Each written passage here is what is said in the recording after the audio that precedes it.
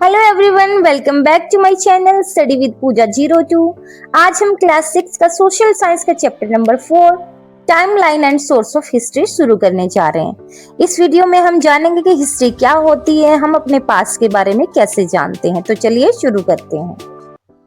सबसे पहले चैप्टर का नाम देखते हैं। हमारे चैप्टर का नाम है timeline and source of history.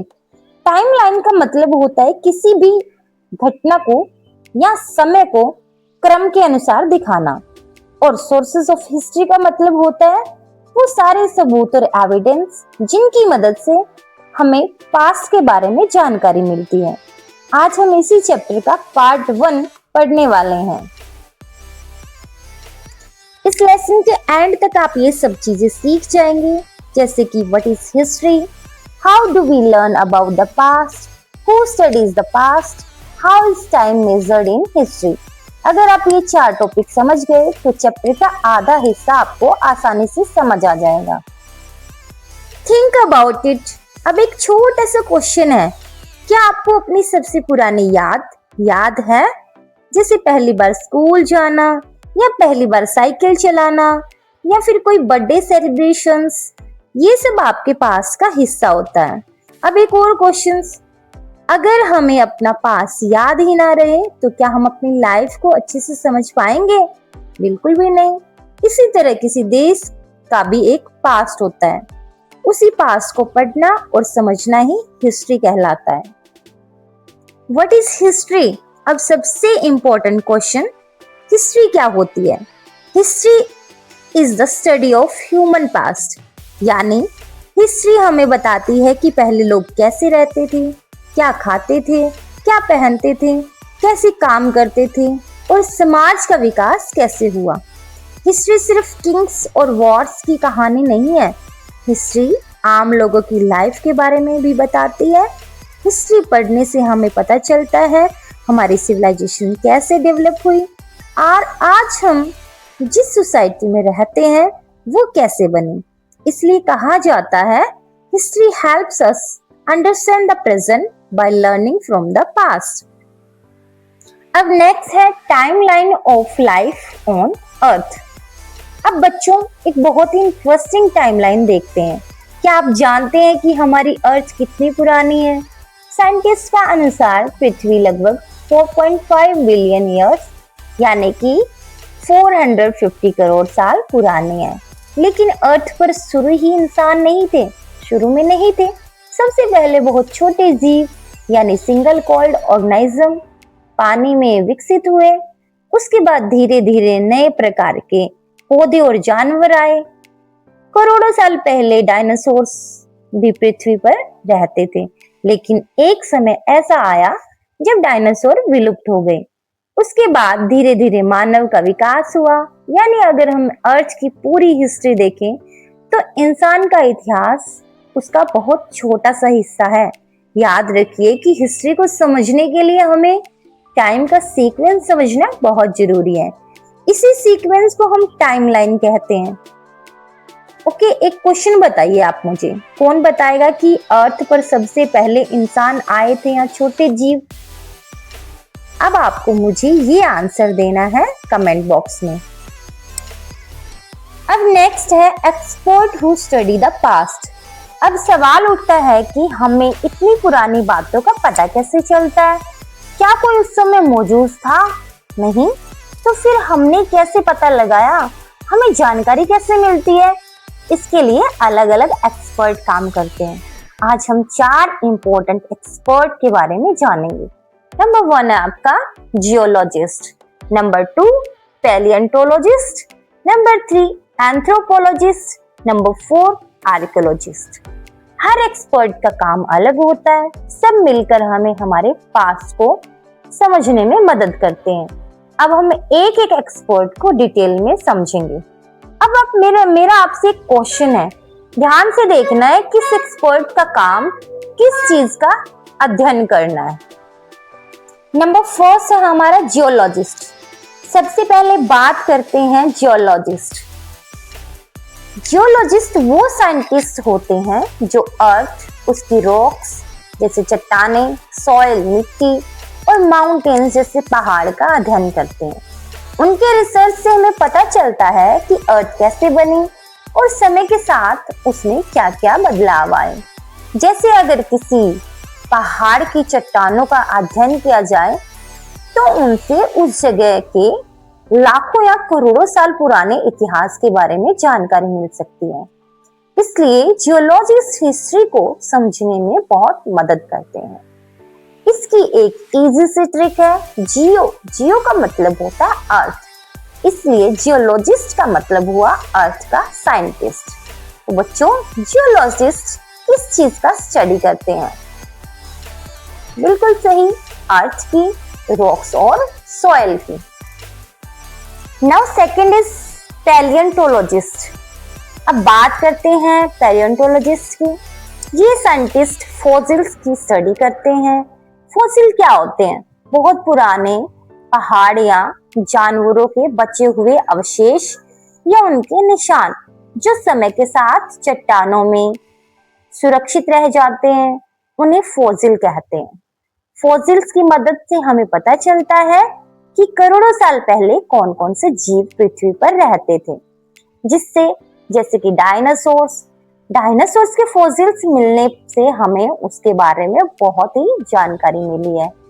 यानी अगर फॉसिल्स ना मिलते तो हमें डायनासोर के बारे में इतना नहीं पता होता। सो इसकी इजी सी ट्रिक्स है, फॉसिल्स, पैलियोंटोलॉजिस्ट। जहां फॉसिल्स की बात होगी वहां पैलियोंटोलॉजिस्ट का नाम याद करेंगे। सो क्वेश्चन आपसे है कि फॉसिल्स की स्टडी कौन करता है? ये आप मुझे कमेंट बॉक्स में बताएंगे। अब नेक्स्ट है आपका एंथ्रोपोलॉजिस्ट। अब स्टूडेंट तीसरे एक्सपर्ट के बारे में बात करते हैं, जिन्हें हम एंथ्रोपोलॉजिस्ट बोलते हैं। एंथ्रोपोलॉजिस्ट ह्यूमन बीइंग्स यानी कि मानव जाति का अध्ययन करते हैं। ये जानने की कोशिश करते हैं कि प्राचीन समय में, पीछे समय में लोग कैसे रहते थे, क्या करते थे, क्या पहनते थे, किस तरह के घरों में रहते थे और उनकी परंपराएं या फिर उनका कल्चर या संस्कृति कैसी थी। ये सिर्फ आज के लोगों का नहीं बल्कि पुराने समय के लोगों के जीवन को भी समझाते हैं। उदाहरण के लिए अगर किसी जनजाति जैसे ट्राइब का जीवन या उनके रहन सहन या उनके कल्चर का अध्ययन किया जाए तो ये काम एंथ्रोपोलॉजिस्ट करते हैं। इसकी इजी सी ट्रिक है, एंथ्रोपोलॉजिस्ट मतलब कि ह्यूमन लाइफ एक्सपर्ट, यानी जो मानव जाति, मानव जीवन और समाज का अध्ययन करते हैं, सोसाइटी का अध्ययन करते हैं, उनको हम क्या बोलते हैं? एंथ्रोपोलॉजिस्ट। अब लास्ट है हमारा आर्कियोलॉजिस्ट। अब ये समझते हैं कि आर्कियोलॉजिस्ट किसे कहते हैं। आर्कियोलॉजिस्ट जमीन के अंदर दबे हुए पुराने अवशेषों का अध्ययन करते हैं। जब भी किसी पुरानी जगह की खुदाई करते हैं और उसे एक्सकेवेशंस कहते हैं। खुदाई के दौरान उन्हें जो मिट्टी के बर्तन, सिक्के, मूर्तियां, औजार, गहने, हड्डियां या पुरानी इमारतों के अवशेष मिलते हैं। इन सभी चीजों के अध्ययन करके बताते हैं कि उस समय के लोग कैसे रहते थे और उनका जीवन कैसा था। यानी आर्कियोलॉजिस्ट हमें पुरानी सभ्यताओं के बारे में या फिर हमारे जानकारी हमें जो परिवर्तन हुए थे उनके बारे में बताते हैं। इसकी इजी सी ट्रिक है, आर्कियोलॉजिस्ट एक्सकेवेशंस एक्सपर्ट यानी जो खुदाई करते हैं, इतिहास की जानकारी ढूंढते हैं। तो आप स्टूडेंट मुझे बताएंगे कि सबसे ज्यादा जानकारी किस प्रकार या फिर किसके द्वारा हमें मिलती है? किसके द्वारा हमें मिलती है? ये हमें मिलती है खुदाई के द्वारा। अब हम नेक्स्ट देखेंगे फॉसिल। अब एक बहुत ही इंपॉर्टेंट शब्द है फॉसिल। फॉसिल क्या होता है? बहुत पुराने पौधे, जानवर, उनके अवशेष या उनके निशान जो लाखों या करोड़ों सालों तक चट्टानों में सुरक्षित रह जाते हैं, उन्हें फॉसिल कहते हैं। फॉसिल हमें बताते हैं कि बहुत पहले पृथ्वी पर कौन कौन से जीव रहते थे, समय के साथ जीवों में क्या क्या बदलाव आए। फॉर एग्जाम्पल डायनासोर लगा लो, उनके रहने का तरीका या जीवन के बारे में बहुत सी जानकारी मिलती है। इसलिए फॉसिल हिस्ट्री और साइंस दोनों के लिए बहुत इंपॉर्टेंट होते हैं। सो स्टूडेंट, आपके लिए एक क्वेश्चन है, अगर हमें डायनासोर के फॉसिल ना मिलते तो क्या हमें उनके बारे में पता चलती, जानकारी हमें मिल पाती? आप मुझे कमेंट बॉक्स में बताएंगे। Now your next topic, how is time measured in history. अगर कोई हमसे पूछे कि कोई घटना कब हुई थी, हमें उनका समय बताना पड़ता है। इसी तरह हिस्ट्री में भी घटना या समय के अनुसार समझना या समझा जाता है। इसलिए जो हिस्टोरियंस होते हैं वो टाइम को बहुत ध्यान से रिकॉर्ड करते हैं। इसी प्रोसेस को हम how is time measured in history कहते हैं। आज हम सिर्फ इतना समझेंगे कि हिस्ट्री में हर घटना का एक समय होता है, उस घटना को उसी क्रम के अनुसार रखना टाइमलाइन का यूज किया जाता है। अगली वीडियो में हम BCE, CE सेंचुरी और मिलेनियम की डिटेल्स में समझेंगे। याद रखना कि हिस्ट्री को समझने के लिए टाइम का सीक्वेंस बहुत जरूरी होता है। आपके लिए एक क्वेश्चन है, हिस्ट्री में घटना को सही क्रम में दिखाने के लिए किस चीज का यूज किया जाता है? आप मुझे कमेंट बॉक्स में बताएंगे। अब हम फटाफट एक क्विक रिवीजन ले लेते हैं। आज हमने क्या क्या सीखा, हिस्ट्री क्या होती है, टाइमलाइन क्या होती है, जियोलॉजिस्ट क्या स्टडी करते हैं, पेनियोलॉजिस्ट क्या स्टडी करवाते हैं, एंथ्रोलॉजिस्ट क्या स्टडी करते हैं, आर्कियोलॉजिस्ट क्या स्टडी करते हैं, फॉसिल्स क्या होते हैं। अगर आपको ये सब पॉइंट समझ में आ गए तो समझिए कि आपने चैप्टर का पहला हिस्सा बहुत अच्छे से समझ लिया। सो स्टूडेंट्स, आज का आपका होमवर्क है एनसीईआरटी बुक के जो पेजेस 59 से 65 तक है, एक बार उनको अच्छे से पढ़ना है और आज के जो इम्पोर्टेंट वर्ड है, जो वर्ड्स दिए गए वो याद करने, जैसे history, timeline, geologist, anthropologist, archaeologist, palaeontologist, fossils, और एक कॉपी में लिखकर सबके मीनिंग्स भी प्रैक्टिस करनी है। आज के लिए इतना ही। उम्मीद करती हूँ कि आपको चैप्टर 4 का पार्ट 1 अच्छे से समझ आ गया होगा।